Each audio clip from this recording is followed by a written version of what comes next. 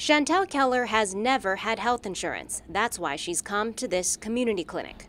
None, really, except for when I've been pregnant with my kiddos, I had Medicaid. The mother of 5 says her husband makes too much to qualify for Medicaid and too little to afford private insurance. She's let her health problems go untreated for years, so she now suffers chronic headaches and a condition that makes her arms swell to the point she sometimes can't use them. They're problems that have made getting through the day, let alone holding a full-time job, difficult.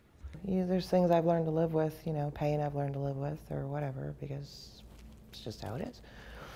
I was actually suffering with severe depression as well, and I had kind of reached the point where I needed to get help. It was bad.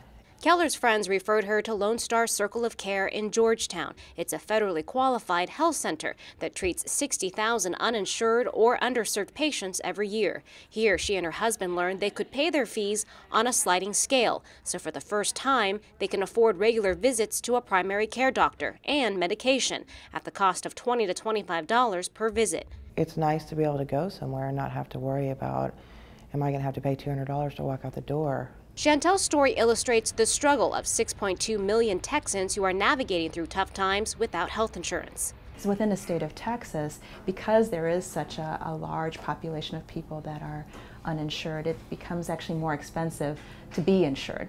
Family doctor TAMARAH DUPERVAL-BROWNLEE is Lone Star's chief medical director. She says health conditions deteriorate when patients like Shantell don't seek care, and the sicker they get, the less productive they'll be. That's why Dr. Brownlee says her clinic views health care as a right and insurance as a way to improve access. In some way, everyone pays for the inability for Shantell and her family to not be able to get care.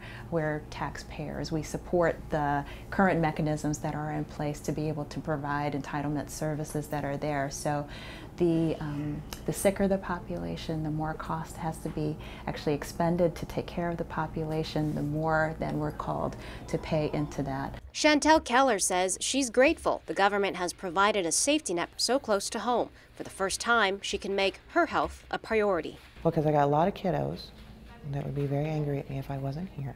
And as I've just started getting older, I can start to feel the effects of the effects of me not going to the doctor all these years. I mean, I can start to tell I'm slower, I'm more tired, I've gained weight. I really want to focus on getting better. Better so that one day this former legal assistant can return to work and perhaps afford to become a Texan with health insurance. In Austin, this is Tan with the Texas Tribune.